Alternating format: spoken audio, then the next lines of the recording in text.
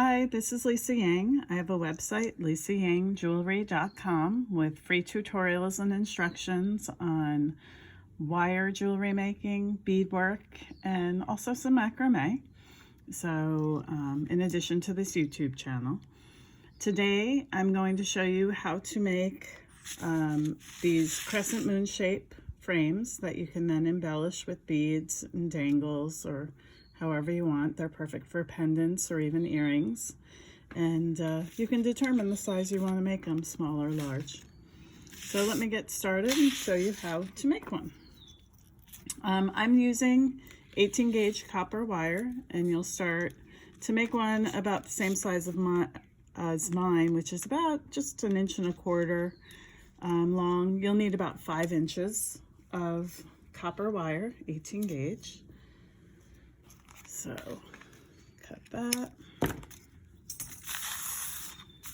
Then in addition to that, you'll need a few tools. You'll need flat nose pliers, round nose pliers, wire cutters. These are really important. You'll need a mandrel. So I have some step pliers that I like to use, but if you don't have those, you might be able to use one of these plastic mandrels. You could probably really use anything that you can wrap it around as a circle. I know in the old days I used to use a nail polish bottle or something like that. You'll also need a bench block or some surface for hammering and a hammer. Oops, a hammer without chain caught on it. Okay, so let's get started. First thing I usually do is I'll actually rub my wire with some steel wool. And I like that it gets all the old patina off of it. Some people may not care. It's messing up my little surface though. Okay, so now I've got my wire. First thing I'm going to do is take my pliers, it doesn't matter which one, round or flat nose, and I'm just going to bend my wire in half. And it doesn't have to be exact. You just want to eyeball it and have it around the middle. Then I'm going to make it into a tight crease there and make it as even as possible if you can. There we go. Now I'm going to go in with my mandrel, which is my step pliers in this case, and I'm going to use the largest size, which is what most of my moons were made on. And I'm just going to wrap it around until it's all the way around as a circle. There you go. Now to actually make the moon shape, what I do is I separate these two. When you think about what is a crescent moon, it's a full moon with some other shadow on top of it. So here we are, we're moving them apart and getting our crescent. And you want to, you can bend the shapes a little bit, but overall you want to try and keep your curves. You've gone through the trouble of making them, and when you see the amount of crescent that you like, that's pretty much where you want it. You're gonna keep it there. So I kind of like it there. The next thing I'm going to add, I usually use my longer wire in the back.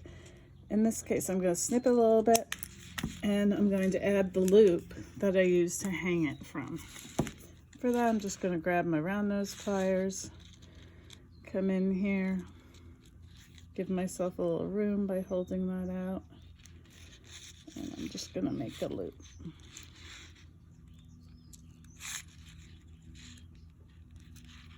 If you want, you can go a little bit further and make it into a little more of a swirl.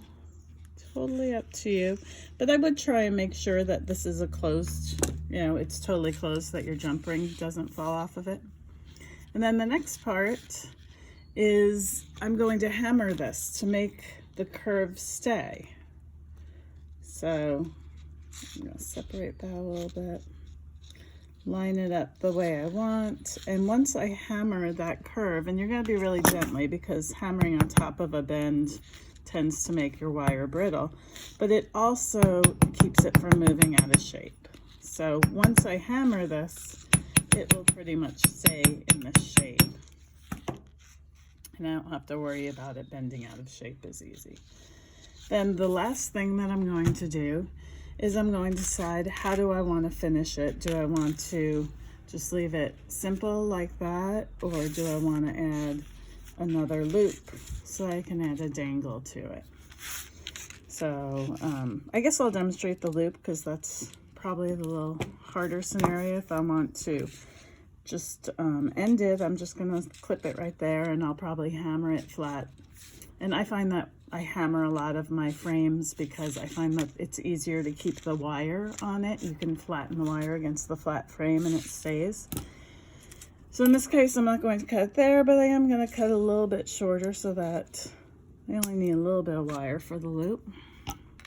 So I'll cut that.